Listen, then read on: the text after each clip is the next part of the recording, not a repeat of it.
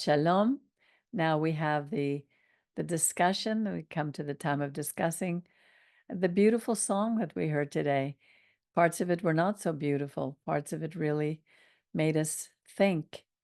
It's so easy for us to say, "Oh, well, I follow God. I, God hears me. He hears my prayer." But the thing is, what's our part in this relationship? It's easy to be religious. We just have to follow a few rules and regulations, but then we forget the simple 10 commandments. How many people say, "Well, I keep kosher. I go to shul on Rosh Hashanah and Yom Kippur," but then they may gossip to their neighbor. The Torah is really simple. It gives us some simple rules to live by. And I understand so much how when Rabbi used to say, I feel like I'm repeating myself over and over and over again. But he says, you're just not listening, you're not getting it. But many of us are getting it. We're starting to hear. And I think that, or I hope that God will pour out his mercy and watch over our people in Israel and around the world, because it's the more I watch the news, the more frightening it becomes. But then I have to remember, he says, do not fear. I have redeemed you. I have called you by your name. You are mine. So I just have to watch and wait and know he's a merciful God and he'll take care of us no matter what and what the circumstances are. It's very hard not to fear, and we have to like almost like put the words in our heads, renew our thoughts, as Rav Shaul said. Right. And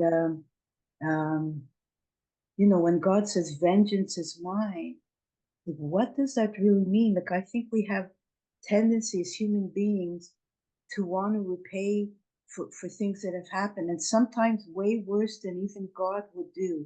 Because I remember when Rabbi Percy said, when people, when there were punishments that, even though they deserved it, that were,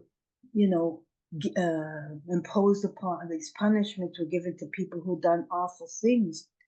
And is that necessarily what God would do?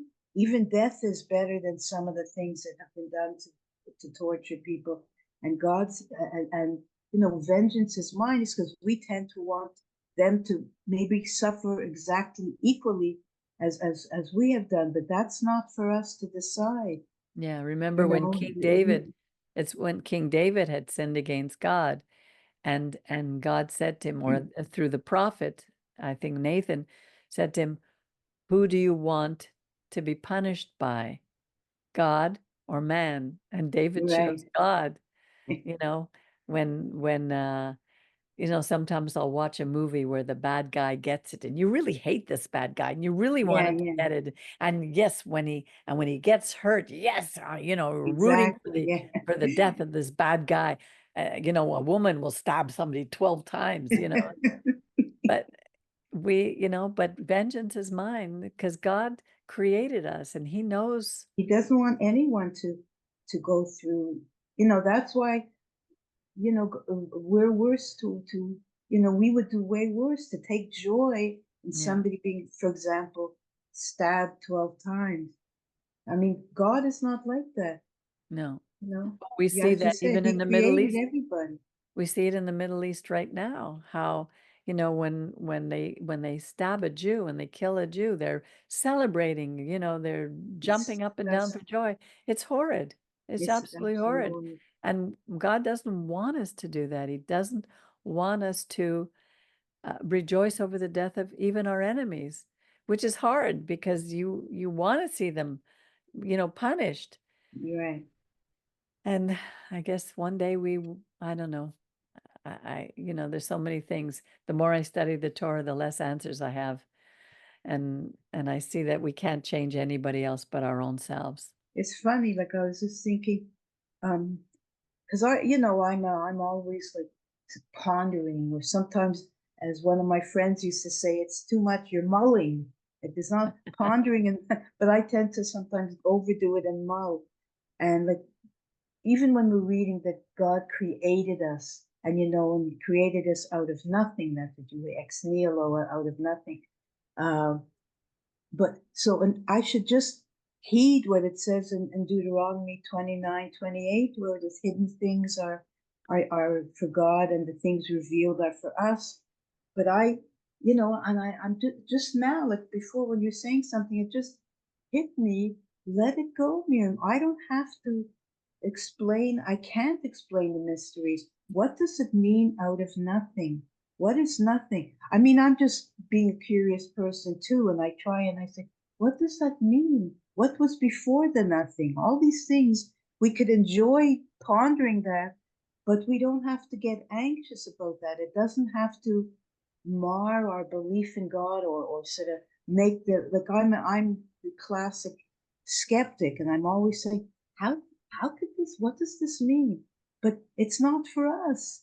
I God know. said I it would. remember the first time that I thought this our God has no beginning and no end. It was too much for my Exactly. small brain to put wrap my thoughts around. Because how can you have no beginning and no end? Our God is eternal. We don't understand what that means. Exactly. It's impossible. And It's funny because when you think of another creature, any creature, you think of a dog, a cat. I mean, for them, they can't get into our realm. I mean, I don't know what goes on with them. God created them, or even a bug. And because once there's a famous, very old science fiction type of book written called Flatland, and it became a classic, but it's very, very old before, I don't know if it was in the 12th century. I don't remember. I have to look it up.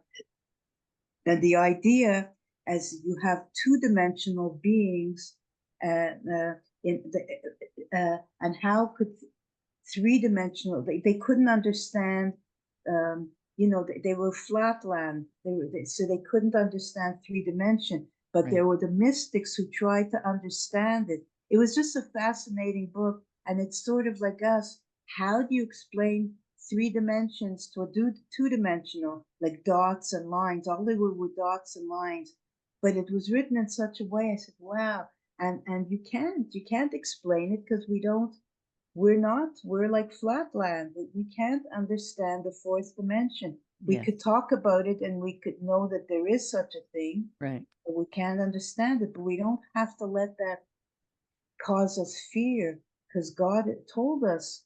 That's amazing that He told us that this would be the case. Don't try and understand the things that I haven't revealed, but I have revealed, and the things He's revealed are wonderful. That He's merciful, that He's, and when God says, God will cleanse Israel, like in the poem that you read from Moses and Joshua, that God will make things right. There's a limit to what we can do.